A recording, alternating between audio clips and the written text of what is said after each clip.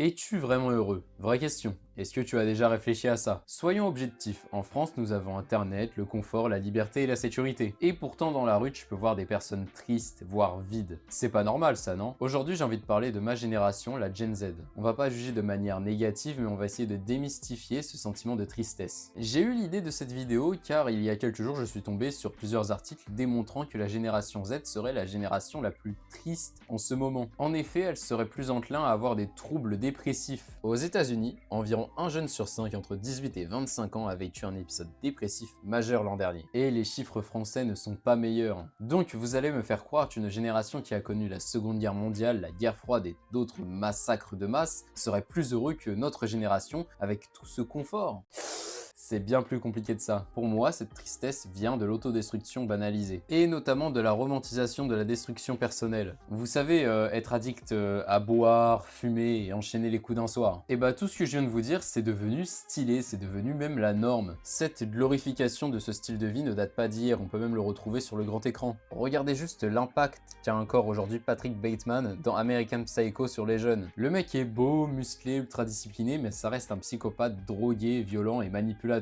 Et pourtant, tu vois des gosses sur internet faire des edits de lui et le glorifier comme si c'était le modèle parfait de la masculinité. Je trouve ça juste choquant. On retrouve la même chose avec le paraître sur internet. On nous montre des superbes photos, vidéos et on nous fait croire que ce style de vie est le meilleur pour nous. Sauf que très souvent, on voit des photos et vidéos remplies d'alcool et de drogue. Et les gens qui envoient ce type de story essayent juste de vous rendre jaloux. Ils vous font croire que leur vie est meilleure que la vôtre. Et dans les faits, les réseaux sociaux, c'est exactement ça. C'est un nid de personnes totalement égocentriques. Et je vais même pas me cacher. Si vous me voyez poster sur Insta une photo ou une vidéo de moi, c'est juste pour remplir mon petit ego de merde. Alors ça ne veut pas dire que des gens qui prennent en photo des événements sont égocentriques, mais le partager sur tout internet, oui ça l'est. Tu as le droit d'avoir des expériences, mais tu peux aussi les garder pour toi-même. Yo les gars, pour ceux qui savent pas je suis qui, je me présente. Je m'appelle Zenix, je suis le monteur vidéo de Mentor. Je me permets d'arrêter la vidéo quelques secondes pour faire ma pub. N'hésitez pas à vous abonner à ma chaîne YouTube en description. Ça me ferait énormément plaisir, surtout que c'est moi qui monte les vidéos. N'hésitez pas à rejoindre notre serveur Discord en commun. Le lien du serveur Discord est sur nos chaînes YouTube. Et n'hésitez pas à liker, à vous abonner et à commenter la vidéo. Bien maintenant que cette énorme introduction est faite, nous allons rentrer dans le vif du sujet et parler beaucoup plus des addictions. Et je tiens à vous le dire tout de suite, si vous voulez sauver un addict, ne faites rien. Car faire quelque chose et le forcer, c'est juste le radicaliser encore plus dans sa bêtise. On ne peut pas aider tout le monde, on ne peut pas sauver tout le monde, mais on peut sauver ceux qui le souhaitent. Si la personne en face n'est pas prête à faire le nécessaire pour changer de vie, alors vous la laissez tranquille et vous passez à autre chose. Même si c'est une personne que vous affectionnez tout particulièrement, si elle n'a pas la même vision que vous n'avez aucune raison de rester avec elle. Respectez-la, faites votre vie et elle fera la sienne de son côté. Quand on parle d'addiction, et surtout j'en ai parlé en début de vidéo, on parle souvent des gens qui se droguent, qui fument,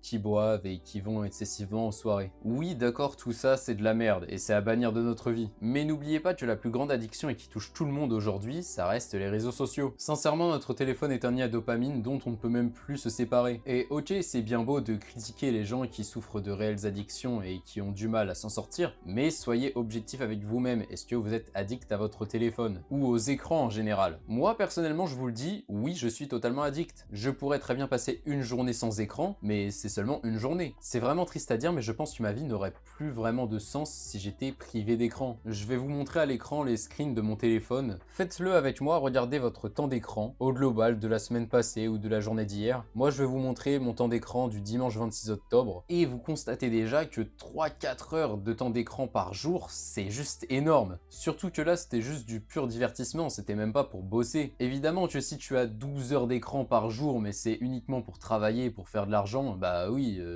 que grand bien te fasse. Mais la plupart du temps, et ne vous mentez pas s'il vous plaît, c'est pour aller sur TikTok, Instagram et Twitter, où l'on retrouve des formats courts qui nous font perdre toujours plus de patience. TikTok et Twitter sont des applications dirigées par le diable qui ne véhiculent que la haine et les pires choses que l'on peut retrouver sur cette terre. Et ça, je peux vous assurer que c'est 1000 fois pire que de se mettre une caisse. Donc oui, je pourrais me donner l'image d'un mec sain avec une bonne santé mentale, mais la vérité c'est que je ne l'ai même pas encore. Mais au moins j'y travaille. Comment on améliore sa santé mentale? Il n'y a pas de solution miracle, chacun a la solution pour chacun de ses problèmes. Moi, ce que je fais, c'est surtout privilégier d'autres manières d'apprendre. J'apprends tout avec le téléphone, je fais tout avec le téléphone, maintenant j'essaye beaucoup plus de lire, de m'instruire autrement. Et c'est pareil pour le divertissement. Au lieu d'appeler des amis, j'essaye beaucoup plus de les fréquenter dans la vraie vie. Pour les réseaux sociaux, je diminue. Instagram, c'est compliqué parce que la plupart des personnes me parlent sur ce réseau. Mais je me mets beaucoup plus à utiliser l'application Message car il n'y a pas toutes les applications, tous les réels et tout ce qui nous dérange. En tout cas, s'il y a une chose que je dois vous dire par rapport aux réseaux sociaux, c'est concentrer tous vos amis sur un seul réseau. Pas besoin d'en avoir 5, 6 ou 7. Je pense que déjà, le principal, ce serait de supprimer TikTok et supprimer Twitter.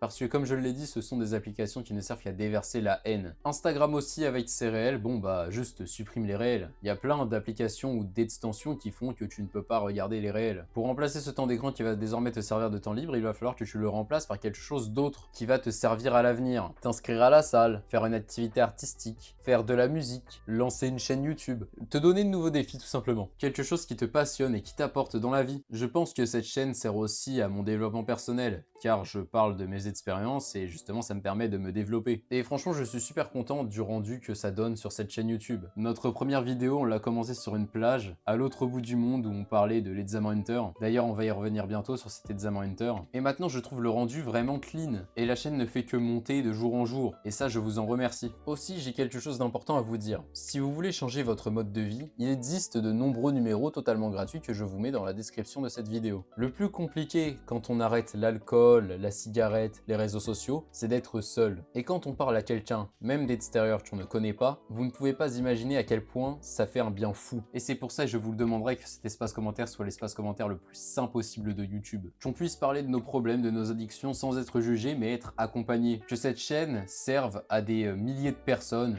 je sais pas, peut-être que j'abuse, mais qu'elle puisse s'élever et qu'on puisse avancer tous ensemble. Si je devais répondre à la question du début, serais-je vraiment heureux? Oui, totalement. Car l'envie que j'ai de me développer personnellement est plus forte que n'importe quelle addiction. Et grâce à cela, je sais que le meilleur est à venir.